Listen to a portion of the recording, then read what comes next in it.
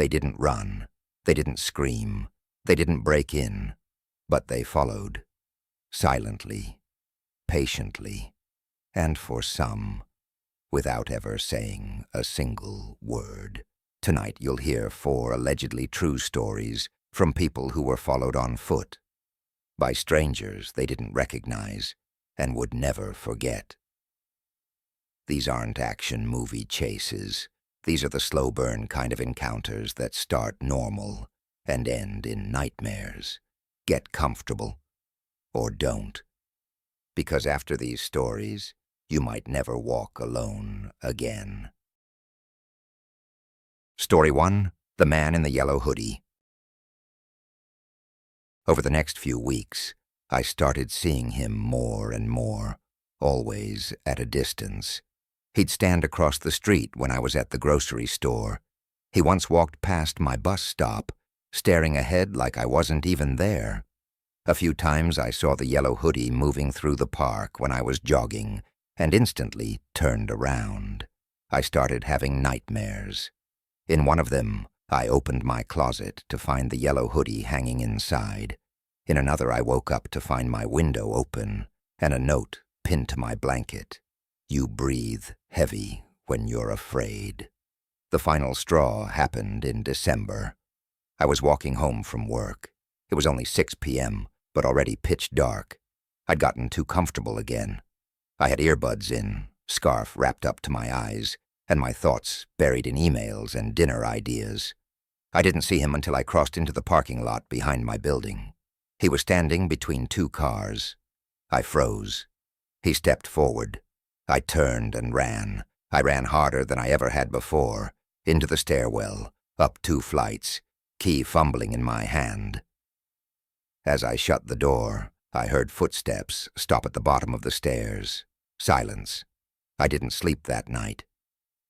The next morning, when I finally dared to leave for work, there was a note taped to my door, printed on plain paper, not handwritten.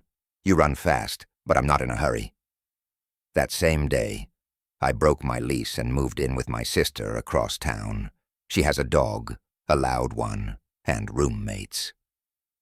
I didn't tell her the full story. I just said I needed to reset. It's been months now, but I still carry pepper spray in my pocket. I still jump at yellow jackets and red shoelaces, and I never, ever walk home alone. Because the worst part wasn't the notes. The worst part wasn't the man in the yellow hoodie. It was the fact that he never said a word, never made a move, never got caught. And I still don't know what he wanted. I live in a relatively quiet part of the city, nestled between 2 busy commercial zones. It's the kind of neighborhood where people walk their dogs before work, jog in the evenings, and wave to each other over their fences.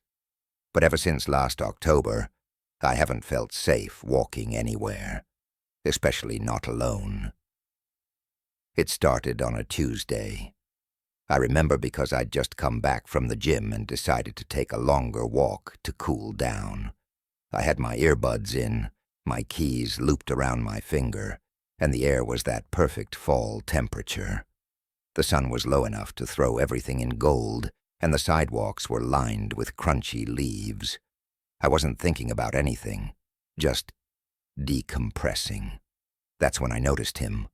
A man in a bright yellow hoodie was standing on the corner across from the pharmacy.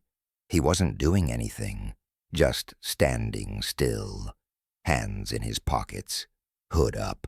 He was looking down at the ground like he'd dropped something, but never moved to pick it up. We made no eye contact. I wouldn't have thought twice about it, except that 5 minutes later, as I turned onto a side street, I saw him again, still standing, same posture, same yellow hoodie. Now I know what you're thinking. Maybe it was someone else. But I saw his shoes, white with 1 red lace, 1 black. You don't forget shoes like that. At this point, I was a little uneasy, but I kept walking.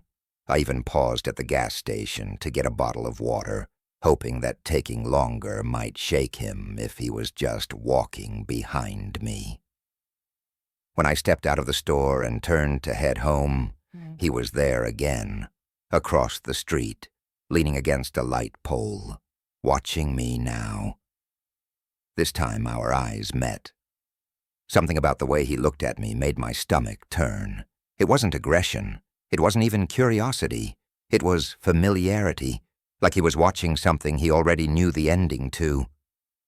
I picked up my pace. I didn't want to make it obvious that I was panicking, but my hands were sweating so badly that I dropped my water bottle and didn't bother picking it up. I crossed the street and took a different route home, weaving through houses I didn't usually pass. I kept looking back. He wasn't there. When I finally reached my apartment building, I used the rear entrance and locked the door behind me. I even pulled the blinds closed, something I rarely did. I told myself I was overreacting. It was a weird guy with a weird stare. That's it. But then the notes started. 2 days later, I found a folded yellow sticky note tucked under the handle of my car. No envelope, no name. It said, "You looked different without your ponytail." I hadn't worn my ponytail the day he saw me. I had let my hair down after the gym. I threw the note away and tried to convince myself it was someone playing a sick joke. I even texted my ex, thinking maybe he was trying to scare me. He said he hadn't been anywhere near my neighborhood. That weekend, I stayed home, didn't go for my usual walks, ordered food in, watched trashy TV. But on Sunday night, my doorbell rang. I live in a small apartment complex with no direct access from the street. You have to buzz in from downstairs or live here. My heart dropped when I looked through the peephole and saw a yellow hoodie walking away down the hall. He never knocked, never looked back, just left. I called the police. They took a report and said it was probably just a trespasser. "Keep your doors locked," they said. "Let us know if he comes back." That was all they could do. Story 2, The Guy in the Green Beanie. This happened in 2022, and I still think about it every single time I walk home. I was a college student living in Portland at the time, doing night shifts at a bookstore cafe and taking morning classes to finish my degree faster. I lived in a tiny studio apartment about 8 blocks from the store, close enough to walk, far enough to feel sketchy when the streets were empty. It was one of those jobs where you close alone, turn the sign, lock up, and walk out into silence. I never minded it much, until one night in November. That's when I met the guy in the green beanie. I didn't actually meet him, I just noticed him. He was leaning against the brick wall across the street from the shop, hood up, green beanie underneath, smoking a cigarette, and staring at nothing. Not the store, not me, just out into the street. I locked up, gave him a polite nod like I would any late-night passerby, and started walking. But something felt off. It was silent, too silent. No cars, no music from bars, no late-night trash trucks rumbling through the alley. Just me and the guy in the green beanie. I made it to the corner, turned down my usual route, and glanced back casually. He was still there, but he'd shifted now, standing upright and facing directly toward me. No movement, just standing. I kept walking. I picked up my pace, took out one earbud, focused on my breathing. 2 blocks later, I turned again. He was closer, still not following me, technically, but now standing near a mailbox on my side of the street, still watching. No phone, no bag, no indication he was out for a walk like I was. Just that green beanie and that fixed posture. I don't get scared easily. I grew up in a rough part of town, used to checking shadows, keeping my keys between my fingers, all of it. But something about this guy wasn't right. He wasn't moving like someone looking for trouble. He was waiting. I turned again, this time down a street I never take, one that loops around a block and adds an extra 5 minutes to my walk. If he was still behind me after that, I'd know. And he was. 3 blocks later, I turned and saw him again, standing at the corner, pretending to look at his phone. I couldn't see his face clearly in the streetlight, but I felt his eyes on me. That's when I decided I wasn't going home. I ducked into a corner gas station that's open 24/7 and pretended to shop for energy drinks. I kept checking the reflection in the cooler door. Nothing. 10 minutes later, I bought a bottle of water and walked back out, heart pounding. He was gone. I made a loop around the block again. No sign of him, so I cautiously made my way back to my apartment. I didn't sleep well that night. But the next night, he was back. Same beanie, same stance, same cigarette. This time he was standing across the street from my building. I froze. I didn't even make it to the front steps. I turned and walked past like I lived somewhere else. My phone was already in my hand, fingers hovering over 911. I ended up crashing at my co-worker Mia's place. She thought I was overreacting, but she let me stay. Probably some homeless guy who hangs around that street, she said. But the next day, when I went home for clothes, there was a note taped to my apartment door. You looked tired last night. Get some rest. No signature, just that sentence. The handwriting was tight, neat, and small, almost too perfect. I called the police. They came, took the note, asked a few questions, and told me to call them if anything else happened. So I did what anyone would do. I changed my routine, started taking Ubers instead of walking, changed my shifts at work, left the porch light on all night, kept pepper spray in my hoodie. But every time I walked outside, I checked, and some nights, I still saw him. He never approached me, never shouted, never did anything physical, but he was always there, always watching. One night, Mia and I were walking home from a movie. She lived 2 blocks away and insisted on walking me back. I hadn't seen Green Beanie Guy in over a week and was feeling bolder. As we neared my place, she said, "Is that him?" Sure enough, there he was, across the street, half hidden behind a parked car. The green beanie was unmistakable. I'd had enough. I pulled out my phone and started recording. I crossed the street toward him. He turned and walked away, fast but not running, like he didn't want to draw attention. I followed for a few feet, trying to keep him in frame, but he disappeared into an alley and never came out. I showed the footage to the police. They said it wasn't enough. It's not illegal to stand on a sidewalk, they told me. Unless he threatens you or breaks in, there's nothing we can do. So I changed apartments. New building, different part of town, secure entry, cameras, the works. That was 6 months ago, and last night, I saw him again. I was on my way home from a friend's birthday dinner. Took the train, got off one stop early to grab a snack from a 24-hour grocery store.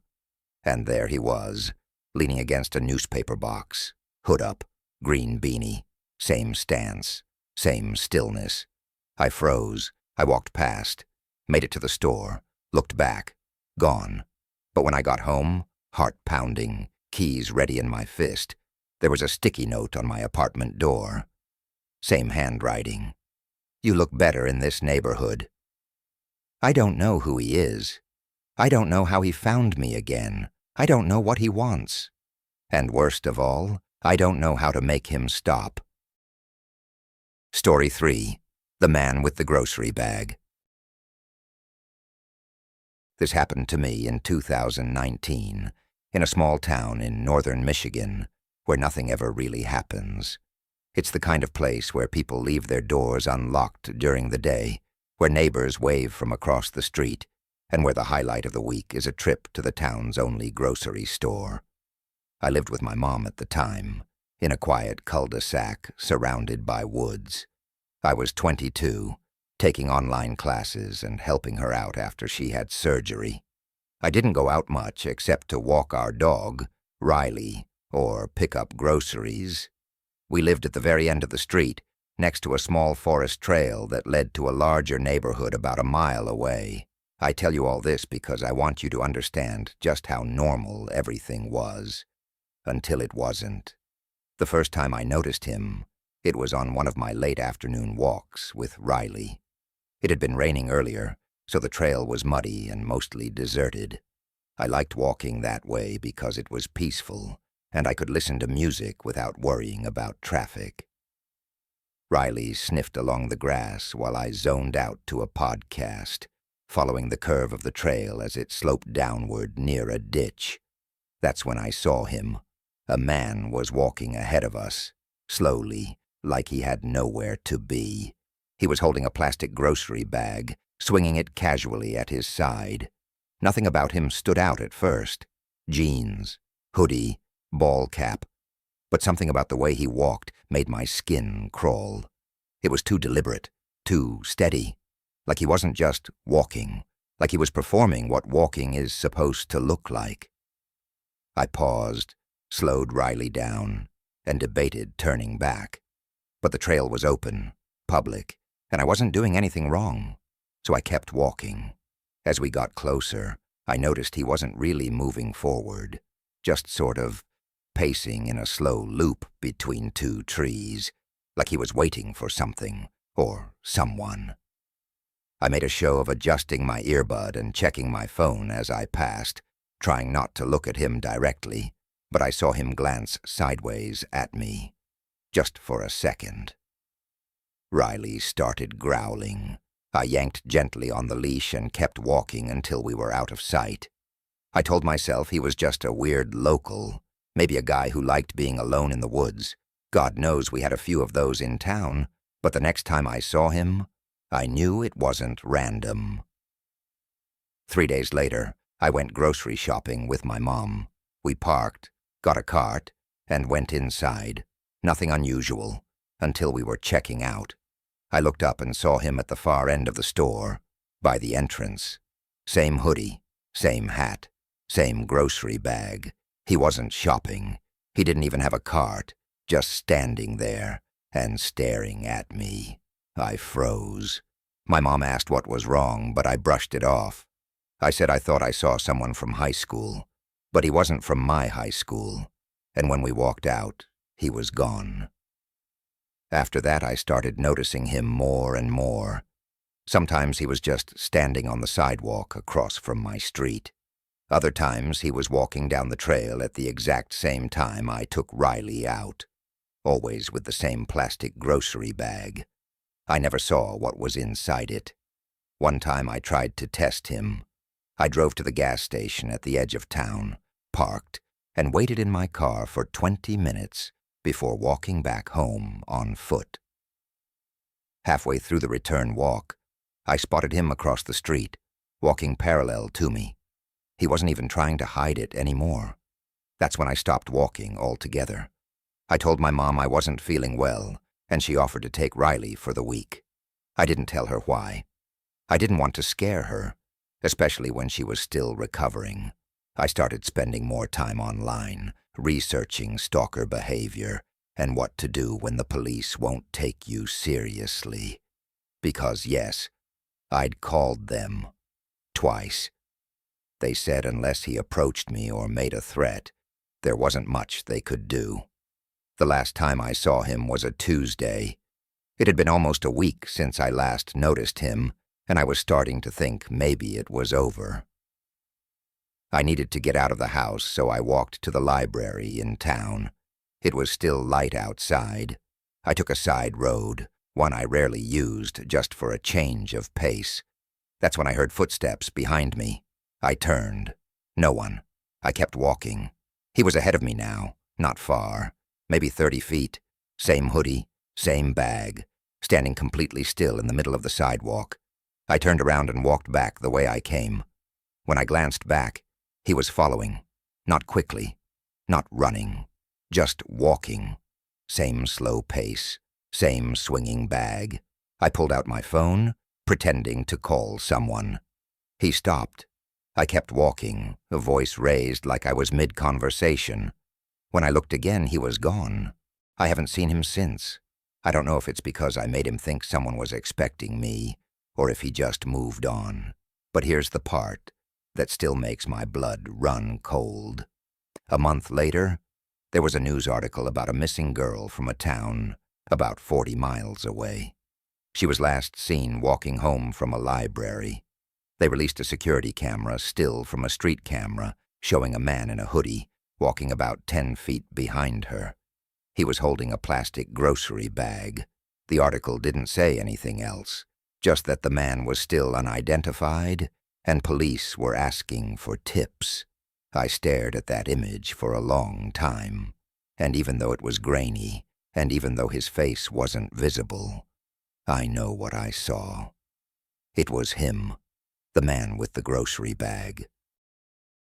Story 4, they weren't trying to rob me. This story was posted by a Reddit user 2 years ago. I've never told anyone this story, and I don't really know why I'm posting it here, except that I need to get it out. Maybe if I write it down, I can stop thinking about it. This happened in 2021. I was living in a pretty average neighborhood in eastern Pennsylvania.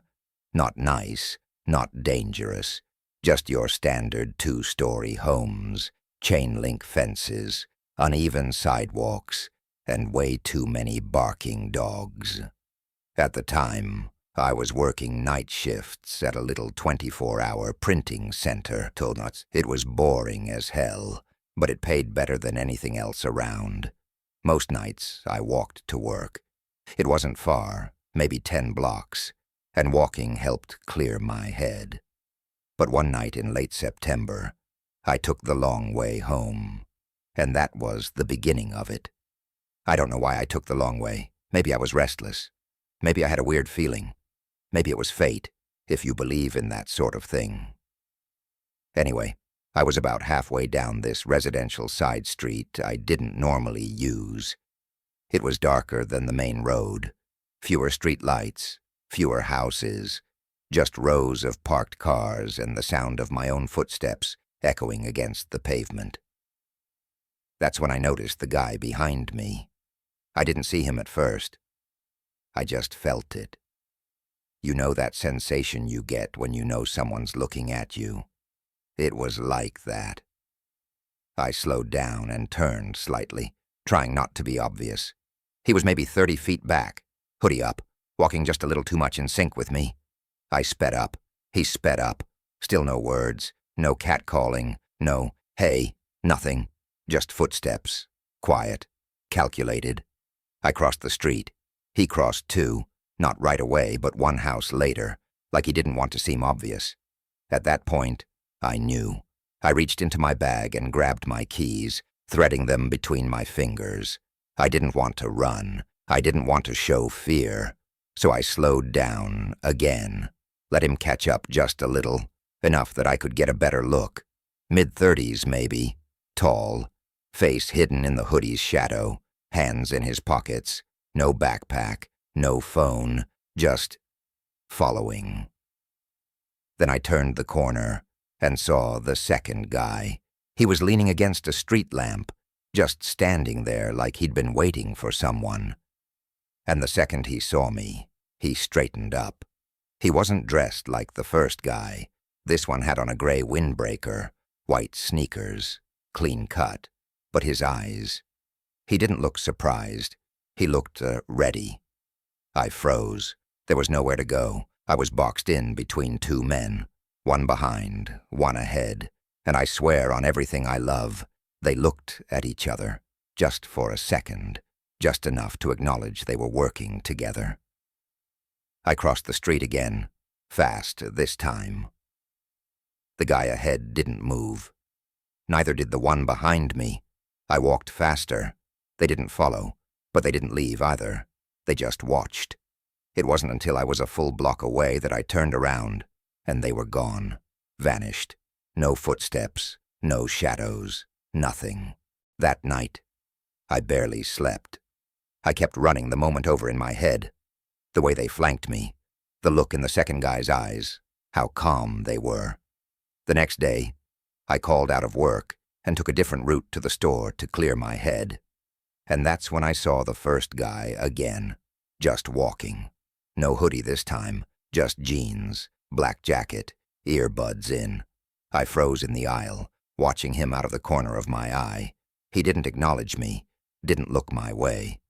But as he walked past, I noticed something. He wasn't listening to anything. His phone screen was off. I left the store without buying anything. Called my mom, told her I was feeling off, asked if I could crash at her place for the night. She said of course. And that was the last time I stayed in my apartment for almost 2 weeks. But that wasn't the end of it. It's what happened after that's messed me up the most. About a month later, I was scrolling through Reddit and saw a post in a local true crime thread. Someone talking about how they'd been followed on the exact same street. 2 men, same description. One ahead, one behind. They said they were robbed. Except, here's the part that stopped me cold. They weren't robbed of anything valuable.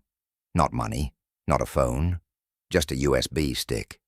They said they were carrying project files from work and were jumped for the flash drive. And that when they offered their wallet and phone, the guys left it, just took the USB and walked off. That's what makes this so terrifying. They weren't trying to rob me. They didn't want my phone or my wallet or anything I had. They were waiting for someone else, someone who had something they needed. And that night, I just happened to walk into their plan. I wasn't the target. I was in the way, and they let me go. I never saw them again. But I don't walk at night anymore, ever. Because now I know there are people out there who aren't after your money. They're after something else. And if you're not the person they want, they'll let you pass. This time. If you've ever had that gut feeling someone was behind you, if you've ever crossed the street just to be safe, or if you've ever looked back and seen nothing there but still felt watched, you're not crazy. You're not paranoid. And maybe you were lucky, because the people in these stories weren't. Subscribe for more allegedly true horror stories, and share yours below, if you dare.